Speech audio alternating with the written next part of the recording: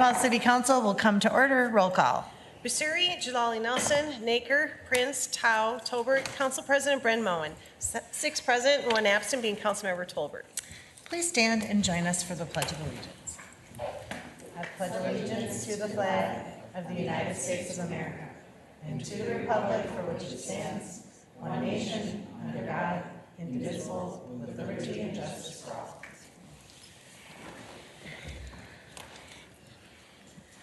Consent agenda items 2 through 20 are before you for your consideration. Is there anything on the consent agenda that shall be taken separately? Seeing none, Mr. Tolbert moves consent agenda.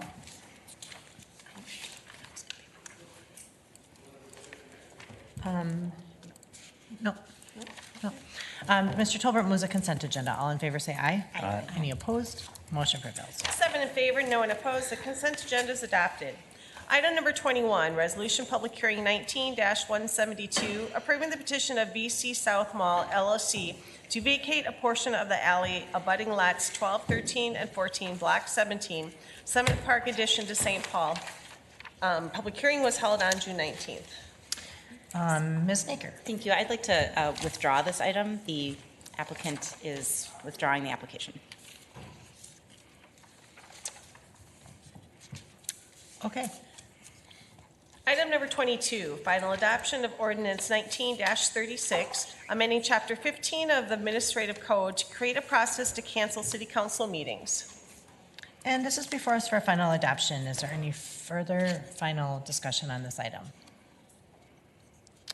All right, seeing none, Ms. Prince moves approval. All in favor say aye. Aye. Any opposed? Motion prevails. 7 in favor, no one opposed. The ordinance is adopted. Item number 23, final adoption of ordinance 19-39, granting authority to the Port Authority to issue and sell general obligation bonds to which the Port Authority pledges the full faith, credit, and resources of the city pursuant to the revisions and by authority of said Minnesota statutes, chapter 469 and 475 as amended. And this too is before us for final adoption. Is there any further? Mr. Tao. Thank you, Council President.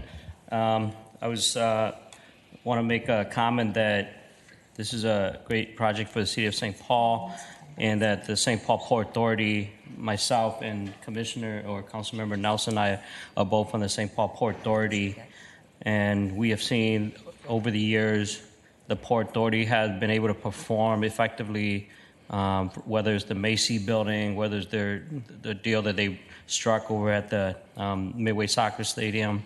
They continue to prove that they're a good organization for the city of St. Paul. And so I'm very proud that we have this opportunity to vote on this and continue to create economic vitality in the future on the east side. Great, thanks. Mr. Basuri. Thank you. The redevelopment of the Hillcrest site is a win-win for all St. Paul.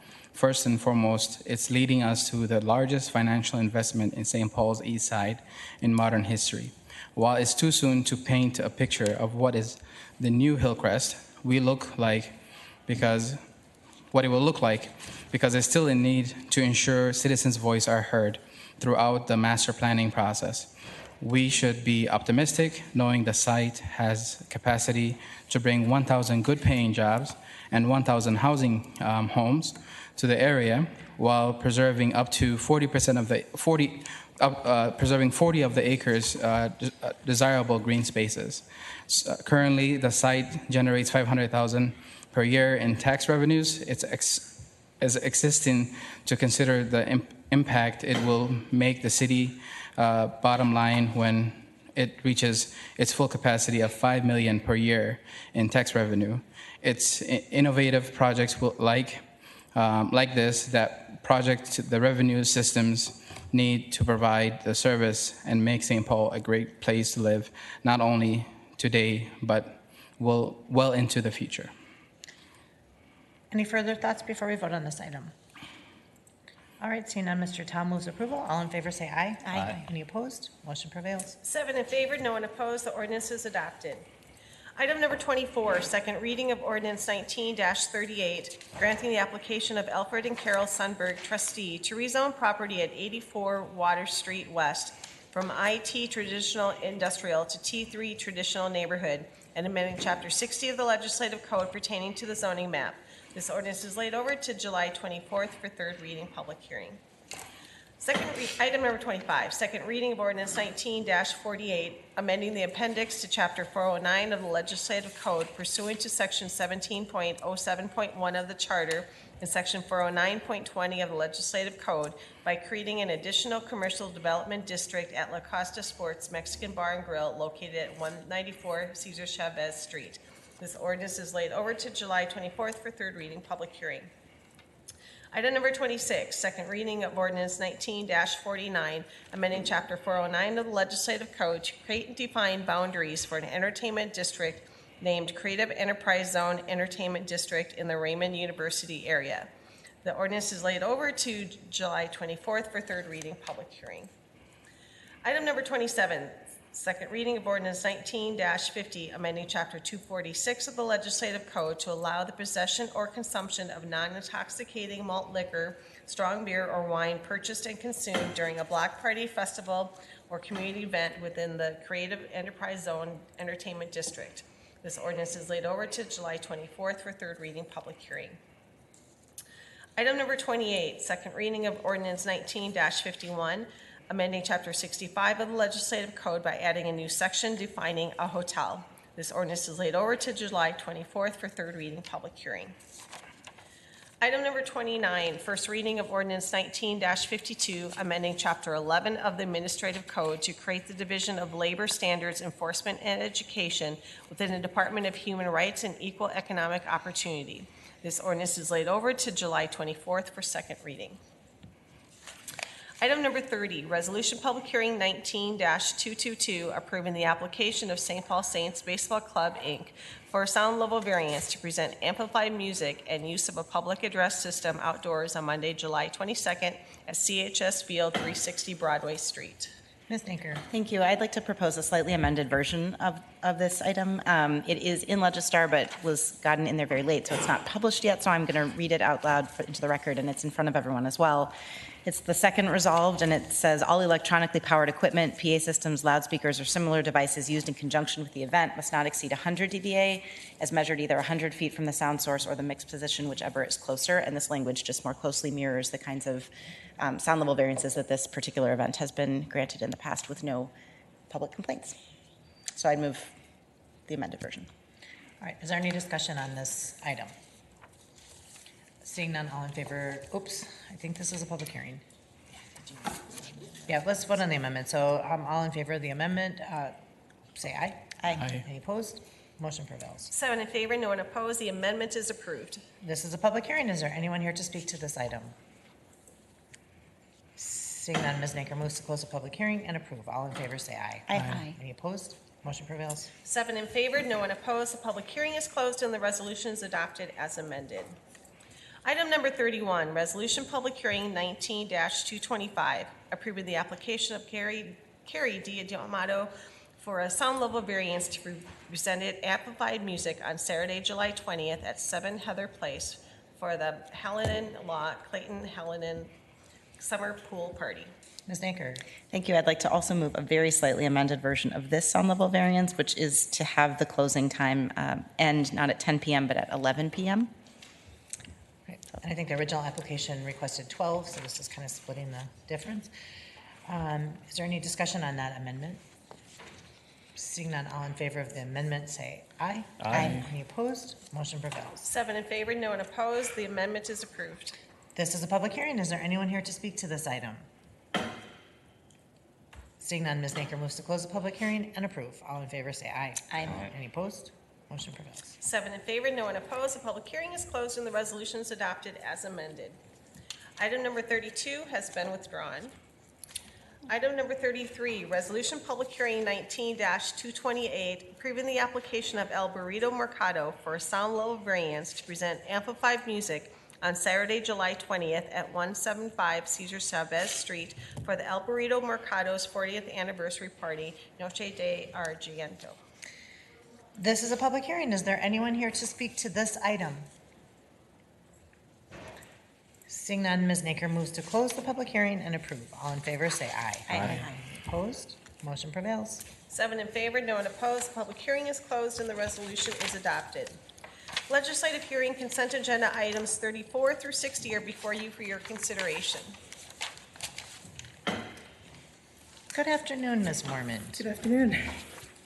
There is only one item for separate consideration. I think that would be item number 49. Item 49. Item number 49, RLH FCO 19-66, appeal of Neng Yang DNZ LLC to a fire inspection correction notice at 506 Kenny Road. Ms. Mormon. This is a case where I was able to recommend granting a variance for the egress route through the basement. However, I would not recommend a variance for the second part of the appeal, which has to do with exiting from a large meeting space. The meeting space in question accommodates some 170 people if there's chairs and tables, and 364 people if there's just chairs. If there's 50 or more people, the fire code requires that the doors from that space swing in an outward fashion. And so my recommendation is to grant an extension into November to come into compliance with this. And I understand that you've had a chance to review the case during the course of today as well. Yes. Okay. So in this particular matter, we take a fire code issues very seriously, of course.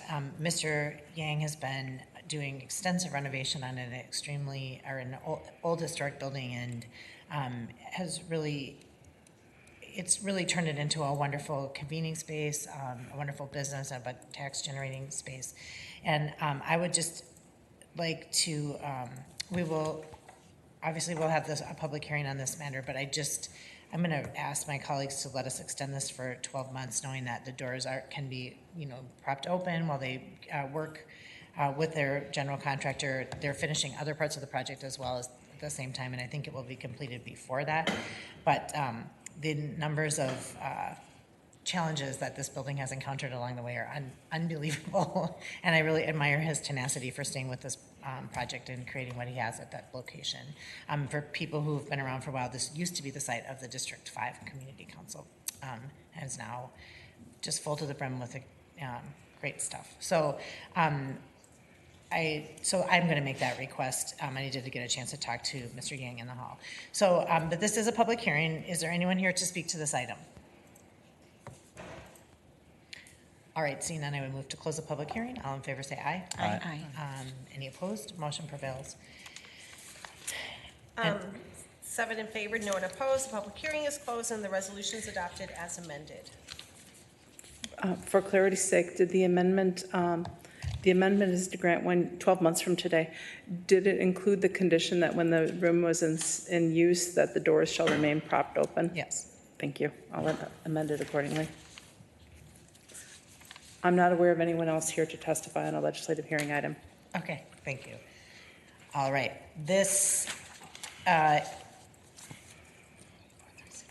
all right, we're looking at items number 34 through 60, minus number 49, which we just held the public hearing for.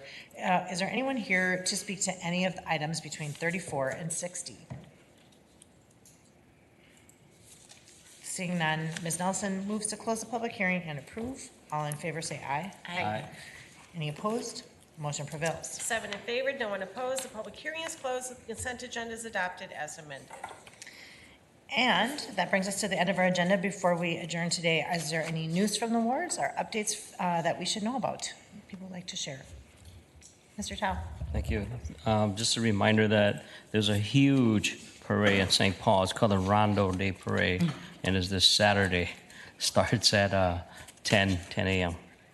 And 10 a.m. Saturday. Yep. And it's just all along Concordia? Oh, yeah, I should give the location. It's so huge, it goes without address. Yeah, the best place for it would be right off of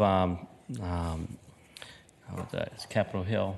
There'll be a big field up there, lots of activity, great food, great company. So Awesome. please join us. Thank you. Ms. Nelson. There are a couple events going on Thursday that folks should know about. The 2020 Ramsey County Census Complete Count Committee is having its quarterly meeting, and there's been a lot of news around the census, including the ongoing citizenship question issue and work to kind of get our operations up and running and working with the feds on all these different pieces of it. So it's welcome to everyone, even if you've never been to a census meeting. We work to structure them so that first timers can just show up and learn how to support the census next year. So that starts at 5:30 at the Arlington Hills Community Center. And then also happening, it's Thursday night at 6 p.m. There are a series of fair housing convenings happening around the city coming up, and there will be one in Ward 4 on Thursday at Hancock Rec Center from 6 to 8, focused on how our community can better support and protect tenants. And we'll be having a meeting with city staff and the community to learn about your ideas. So please check our Facebook page and get involved if you can. Ms. Naker. Thank you. This is going out further than a week, but since I won't be at our council meeting next week, I wanted to let you all know that the Downtown Alliance is having its first annual meeting next Wednesday from 4 to 6 p.m. at Osborne 370. 4 to 6 p.m. will make it difficult for us on the council to attend perhaps, but all the millions of viewers at home can hopefully make it to find out all that the Alliance has been up to this year, which includes, and hopefully you've seen it, the Streets of Summer flower sales, music busking, the balloon display in Ham Plaza, and then the 5 street team members who have been doing a collective total, I think, of 500 separate hospitality escorts over the last just 30 days. So it's been a pretty amazing program downtown. A lot of fun. Mr. Tolbert. Highland Fest this weekend, Friday through Sunday. Come join the live music, kids events, arts, all the fun stuff. I suspect you can probably scooter from Rondo to Highland and back, so you can go back and forth depending on what you're feeling at the moment. But 2 good festivals in St. Paul this weekend, at least 2. Ms. Prince. Yes, tomorrow night, July 18th, Safe Summer Nights, a cookout hosted by our Safe Summer Nights Board, as well as the St. Paul Police Department, is on at Conway Rec Center, 2090 Conway Street, from 5 to 7 p.m. We heard from Chief Axtell today about all the work that the police are doing to strengthen their relationships with our community, and this is one of the really fun ones. And that great group of law enforcement career path academy students are always there, and it promises to be a great evening. Hopefully we'll have good weather, and it's a really good meal. So show up. You don't have to cook at home in the heat. Right. On that note, I'd just like to share that last week, the rec centers hosted an amazing race for kids who were part of the Summer Blast program. And there were, I think, 6 or 7 different rec centers that had a team in the race, and they had to go all over St. Paul, and they were hosted by the Police PAL activities vans. And had to do challenges such as climb the climbing wall and pluck the jewels that match their team colors off the walls, just like the Amazing Race, or dig up seashells in Phelan Beach sand, and just had a load of fun on a really hot day, and ended up at Palace Rec Center. And I believe Palace won. I can't remember. It was very close. The last groups all came in together, but I have to tell you, the cutest thing was the kids piling out of the vans with huge smiles plastered on their faces and running in. And the folks behind Safe Summer Night showed up and provided a grilled dinner for all the kids who participated in that too. So they're a wonderful partner to us. But we, as council members, should get more involved in that amazing race next year if you're able, because it is a truly wonderful collaboration with the police department, our recs department, and kids in the city. It was really, really cute. I also will double down on what Ms. Nelson said tonight. Each ward will be hosting a fair housing convening. It's an interactive discussion hosted by the council members in that ward, and in partnership with the mayor's staff on the fair housing coordinator. And this is an outcropping of the Fair Housing Blueprint and work that we did with the Fair Housing Task Force. And we'll be discussing solutions and strategies related to fair housing and tenant protection. Tonight it is kicking off So we have no precedent set. We don't know what this will actually look like, but tonight I'm at the Northdale Rec Center from 5:30 to 7:30. We'll have this conversation, and then it sounds like tomorrow it moves over to Ward 4. If you check the city's website, you can see when the other events are, but each of them will be hosted by a council member from that ward, and should be a very important conversation as we all agree that our housing crisis and all the things that are attached to it are at top of our priority list. So it's a big deal. And we'd love to do this work in collaboration with the community. So if there's nothing else to come before us, we're adjourned.